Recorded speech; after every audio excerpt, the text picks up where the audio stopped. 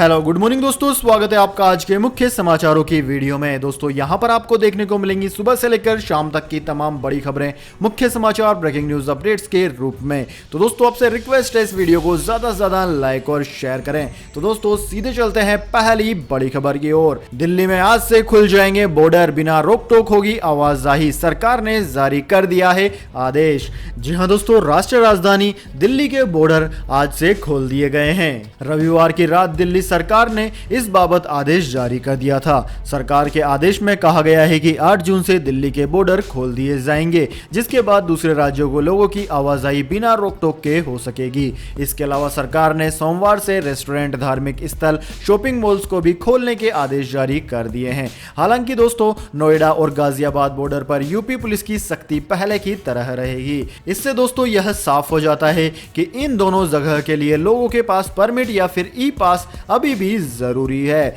दोस्तों दिल्ली सरकार के डिजास्टर मैनेजमेंट अथॉरिटी द्वारा जारी किए गए आदेश में कहा गया है कि 1 जून को बॉर्डर सील करने के संबंध में दिए गए आदेश में बदलाव किए गए हैं। नए आदेश में कहा गया है कि डिजास्टर मैनेजमेंट एक्ट 2005 के तहत आज यानी कि सोमवार 8 जून से दिल्ली में रेस्टोरेंट, शॉपिंग मॉल्स, धार्मिक स्थल और पूजा स्थल खोले जा सकेंगे। इन जगहों को खोले जाने के अलावा दिल्ली के बॉर्डर सील करने के आदेश वापस ले लिए गए हैं। इसके बाद में दोस्तों रुक करते हैं अगली बड़ी खबर का। चीन और भारत की कूटनीतिक चर्चाओं के बीच ड्रैगन का नया पैतरा दे रहा है अब गीदड़ भभकी। जी हां दोस्तों, भारतीय विदेश मंत्रालय जिस समय लद्दाख में भारत और चीन सेना के कोर कमांडर स्तर की चर्चा के बारे में जानकारी देने के लिए अपना वक्तव्य तैयार कर रहा था, ठीक उसी समय चीनी सरकार का मुखपत्र ग्लोबल टाइम्स भारत पर अपनी सैनिक शक्ति के मनोवैज्ञानिक दबाव डालने के लिए एक रिपोर्ट तैयार कर रहा था। यह रिपोर्ट सेंट्रल चीन के हुबई प्रांत से कुछ घंटों में ही हजारों किलोमीटर दूर ऊंचाई वाले उत्तर पश्चिमी क्षेत्र तक हजारों सैनिकों और भारी भरकम बख्तरबंद गाड़ियों को तैनात करने के चीनी सेना के अभ्यास के बारे में थी। इसकी एक टीवी रिपोर्ट भी बनाई गई जिसमें सैनिकों और भारी सैनिक सजो सामान को उस इलाके में पहुंचाते दिखाया गया। इसमें निजी एयरलाइंस, चीनी वायुसेना, ट्रेन और दूसरे तरीकों का सैनिकों की तैनाती के लिए इस्तेमाल किया गया। यह वही इलाका है जहां पिछले 1 महीने से दोनों देशों की सेनाएं आमने सामने है। संदेश साफ है कि चीन अपनी बात मनवाने के लिए ताकत का इस्तेमाल करने की तैयारी में है। इसके बाद में दोस्तों अगली बड़ी खबर। दिल्ली में 10 जून से सस्ती हो जाएंगी शराब, 70% महामारी सेस लिया जाएगा वापस। जी हां दोस्तों, दिल्ली में 10 जून से सस्ती शराब होने जा रही है। 70% महामारी सेस वापस ले लिया जाएगा। इसके बदले 5% वेट बढ़ाया जाएगा। अभी वेट 20% है, इसे बढ़ाकर 25% किया जाएगा। अभी दिल्ली सरकार ने MRP पर 70% महामारी सेस लगा रखा था। इसके साथ ही दिल्ली के मुख्यमंत्री अरविंद केजरीवाल ने ऐलान किया है कि कल से दिल्ली सरकार दिल्ली में रेस्टोरेंट, मॉल्स और धार्मिक स्थल खोलने जा रही है। इसके बाद में दोस्तों रुक करते हैं अगली बड़ी खबर का। BS6 वेरिएंट वाली गाड़ियों पर ग्रीन स्टिकर लगाना होगा जरूरी, नया नियम 1 अक्टूबर से लागू।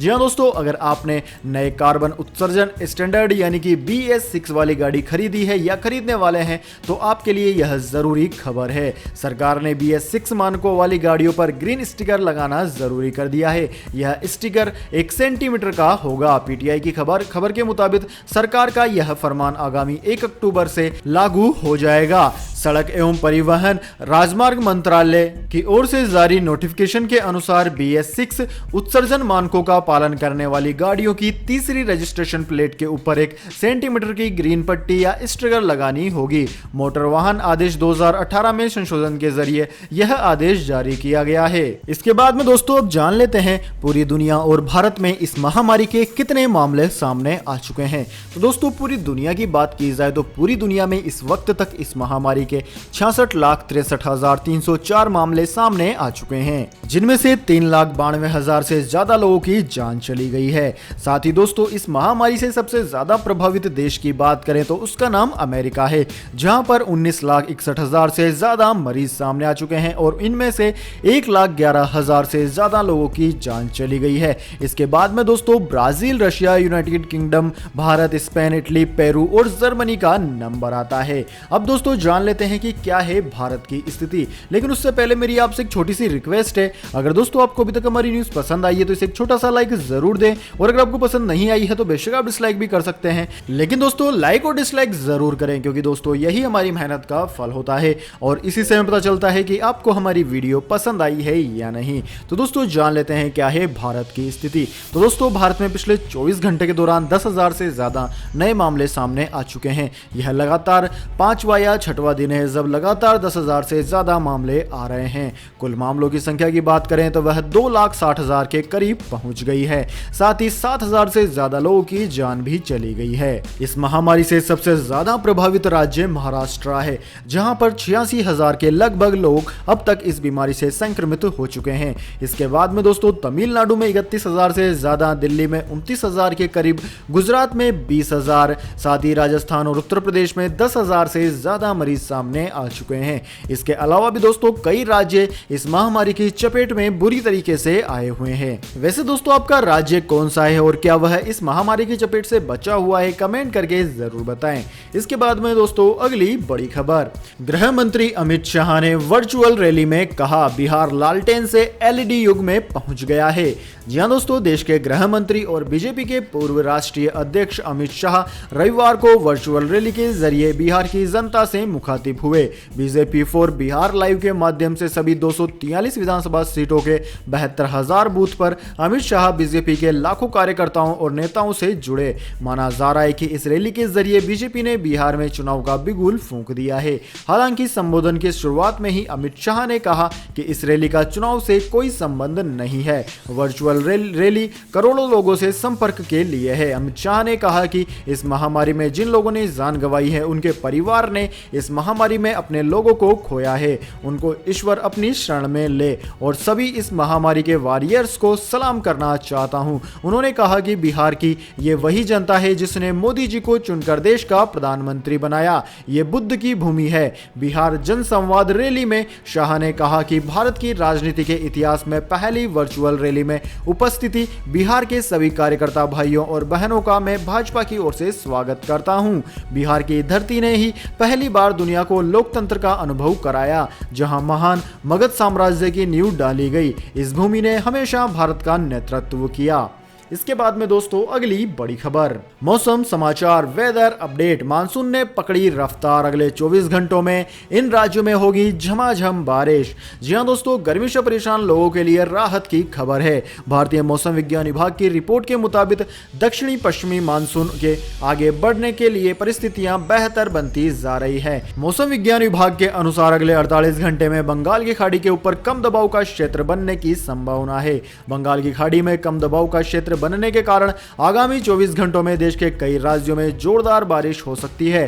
पूर्वी हवाओं के कारण 12 जून और 13 जून को दिल्ली एनसीआर में भी बारिश की संभावना है। पश्चिमी यूपी में अभी मौसम में उतार चढ़ाव का दौर बना रहेगा। पिछले 48 घंटों से उमस ज्यादा होने के कारण गर्मी का एहसास भी बढ़ रहा है, लेकिन दोस्तों प्री मानसून के कारण यूपी के कई इलाकों में अगले 24 घंटों में रुक रुक कर बारिश हो सकती है।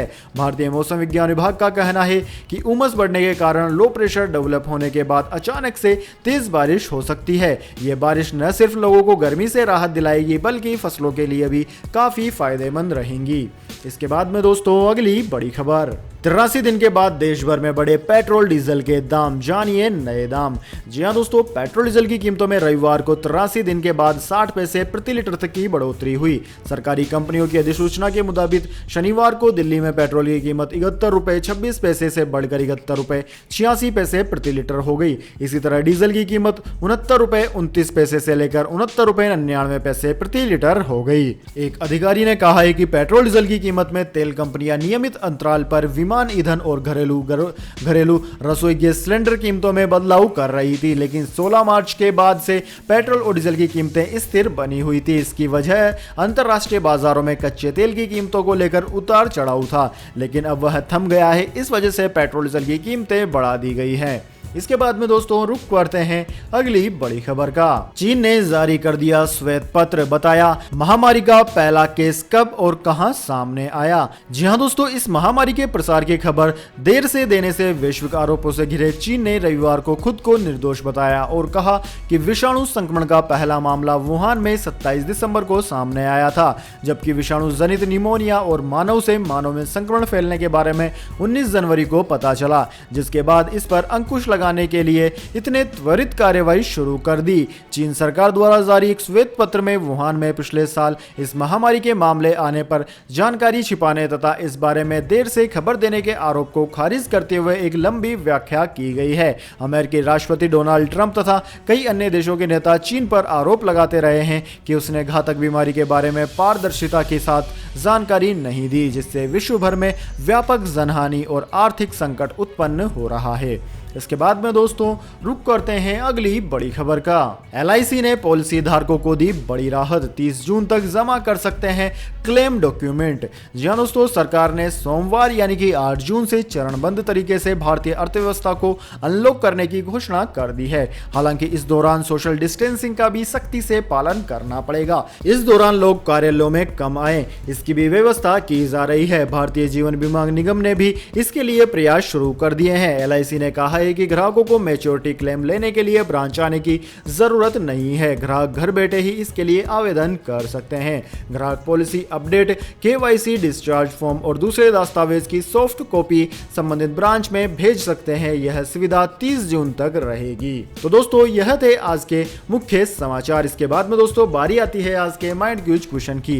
जी हां दोस्तों, एक आसान से सवाल का जवाब देकर आप जीत सकते हैं एक अमेजिंग सरप्राइज गिफ्ट हमारे यूट्यूब चैनल की ओर से। तो दोस्तों आज का सवाल आपकी स्क्रीन पर आ चुका है। भारत का प्रथम गृह मंत्री कौन था? जी हां दोस्तों, अगर जानते हैं कि आजाद भारत का पहला गृह मंत्री कौन था तो जल्दी से उनका नाम कमेंट बॉक्स में लिख दीजिए। अगर दोस्तों आपका जवाब होता है एकदम सही और आप चुन ले जाते हैं लक्की विजेता के रूप में, तो आपको मिलेगा एक अमेजिंग सरप्राइज गिफ्ट हमारे यूट्यूब चैनल की ओर से। तो दोस्तों जल्दी से अपना उत्तर कमेंट बॉक्स में लिख दीजिए, वीडियो को लाइक कर लीजिए और चैनल को सब्सक्राइब करके बेल आइकन भी दबा लीजिए।